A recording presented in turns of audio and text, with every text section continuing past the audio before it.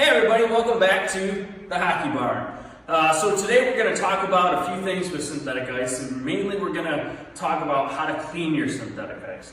But before we go into how to clean our synthetic ice, we're going to kind of talk about a little bit of what we should not be doing on our synthetic ice. And that is exactly what you see me doing right now. I'm wearing my street shoes on our synthetic ice. This is one of the very few times that you'll ever see me doing that, mainly because, well, right back there, you might be able to tell the difference, but might not be able to. Right behind our flags back there, we added a couple feet to stop some softballs, because my daughter still uses this as a pitching area, and then also to stop some of the shots for when Blake taking some of those crazy shots off the top of the net and things like that. We also added a few other things in here that I'll talk about a little later on, but let's get into care for our synthetic ice. So like I said, wearing my street shoes, huge no-no. Dirt on inside your synthetic ice is going to slow down your blades. It's going to nick up your blades.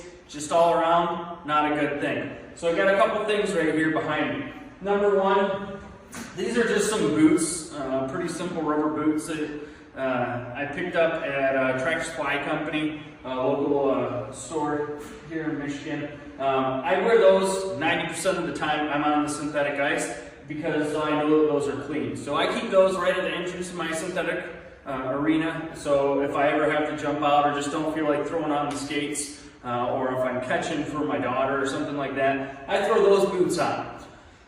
The other thing I wanted to show you, number two here, are these little booties. I'm sure people have seen these before. You see them at anywhere from carpet cleaners to doing something, at the hospital. Every once in a while you even see people wearing those. Really it's to keep what's on your shoes inside and trying to keep your floor a little better. So these are great. Slip them on right over your shoes. They go on, and now you can walk on your synthetic ice. So especially if I have some of my kids' friends over or something like that, that's one of the first things that I talk to them about is don't walk on the synthetic ice.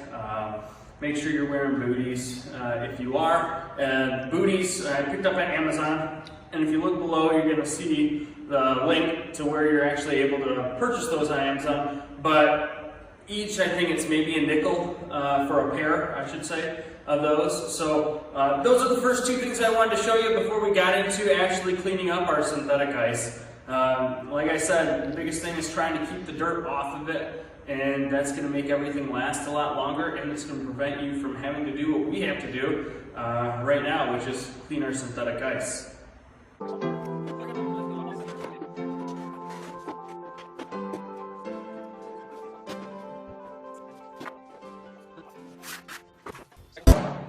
Alright, so step one for cleaning off our synthetic ice is we're going to broom everything. As everybody knows, there's lots of shavings, those types of things, but we're also going to try to get some of that surface dirt out. So I've got Blake here, he's going to help us. An important thing with doing this is trying to buy dedicated brooms for your synthetic ice.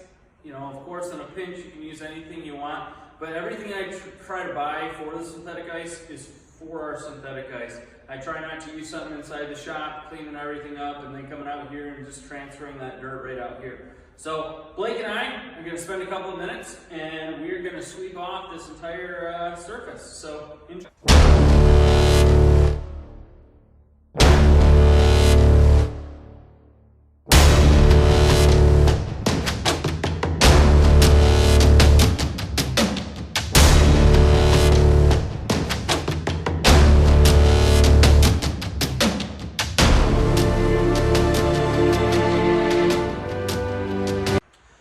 So Blake and I have swept off the entire surface, and now we're going to do thorough cleaning of everything.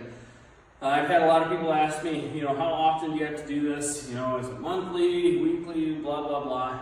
It really has nothing to do with the amount of time, but everything to do with the amount of usage. We use it probably 3-4 times a week, skating, 1 or 2 kids at a time, those types of things. And we end up having to do this probably about once every 2 months we try to do a thorough cleaning, and then monthly we do a sweep off, and then we kind of just get everything off the ice and apply a new layer of Glide on top of it. So what I use to, the next step that I use for cleaning is something as simple as a rug doctor. You can use a mop and bucket, that works, not a problem. We just like using this. We have this at the house.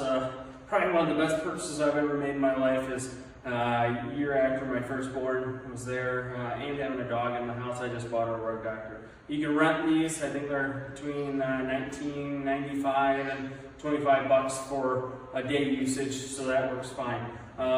What we are going to do is we fill this up full of water right down here.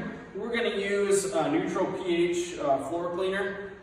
Make sure you're taking a look at what your synthetic ice brand recommends for cleaning. This is just, I should say, the poor man's way of doing this, how we actually do it here. You can also throw some bleach in there to kind of whiten up your panels if need be. Just only do a couple of capfuls for a full tank to like a gallon or two of water. And if you do decide to do that, make sure that you run that rug doctor with a lot of hot water, a lot of water through that before you bring it inside and your wife cleans your carpets or you clean your carpets. So, like I said, follow the directions on the bottle, of course, on exactly how much you should be putting in there. You just throw in a couple second pour, throw the tank back in.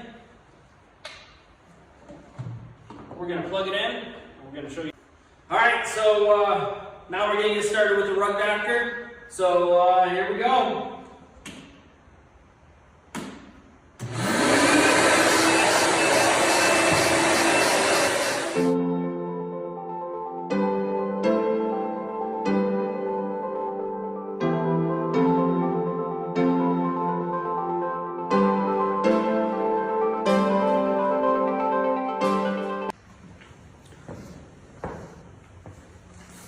All right, everybody, well, hopefully you guys can actually see the difference here on tape, but this is what we just went over with the rug doctor. As you saw pretty quick, this is the dirty synthetic ice itself. So we're just going to continue doing this whole rink. It'll probably take us a good half an hour, 45 minutes, but Blake and I will knock that out, and we'll go from there.